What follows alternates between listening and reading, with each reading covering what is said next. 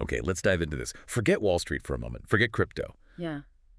We're actually talking about something, well, something different today. Yeah. Think cows, goats, even camels. Camels, really? Yes, you heard that right. There's this quiet revolution happening in African agribusiness. Hmm. It's making some people pretty decent returns, apparently. Right. So our deep dive today is into what they're calling Agritech Livestock investing.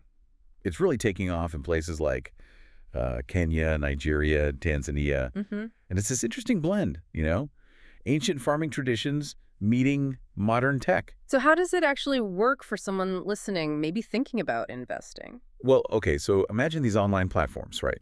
They let anyone, even someone, living overseas, co-invest in real animals. Actual livestock. Exactly. You might pick a goat, maybe a cow, then a local farmer, someone on the ground there, raises it, takes care of it. Okay. And then when the animal matures, or maybe it has offspring, the profit gets split. It's kind of like owning stock. Uh-huh. Except your stock eats grass and, multiplies. It's a fascinating model. And from an economics perspective, it's pretty smart. See, livestock, like cattle and goats, especially in rural Africa, they're incredibly liquid assets. Liquid how? Like easy to sell. Yeah, exactly. Much easier than, say, trying to sell a small plot of land quickly. They can be converted to cash, used for trade, even as collateral for small loans. They're like a living bank account that grows. Grows because they get bigger, obviously, but also They breed. And don't forget, they're directly linked to the food system. You've got rising urban populations needing meat and milk, so that demand helps drive up the value, too. Okay, that makes sense. But, farming is tough. How does the tech side actually help manage all this? It sounds complex to track hundreds, maybe thousands of animals for investors. It is complex, but that's where the Livestock 2.0 idea comes in. These agritech platforms are doing some really clever things. They provide these like digital dashboards. Dashboards for cows. Sort of, yeah.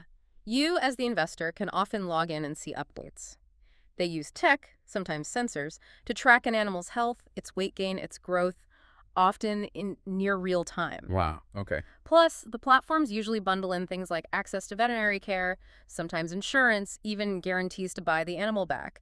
It's about building a whole support system using tech. So it's not just tracking my goat's weight. It's actually making the whole thing more viable. Absolutely. And that leads to the bigger picture, the impact beyond just the financial return for the investor. Maybe the community aspect. Precisely. When you invest this way, you're injecting real capital, much needed capital, directly into local farming communities. It empowers families, helps create local jobs. And ultimately helps feed the cities, linking rural producers with urban consumers. Exactly. You're essentially investing in what might be Africa's most undervalued asset, its agricultural sector.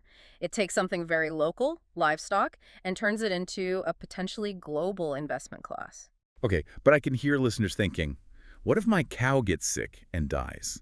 Or what if meat prices suddenly crash?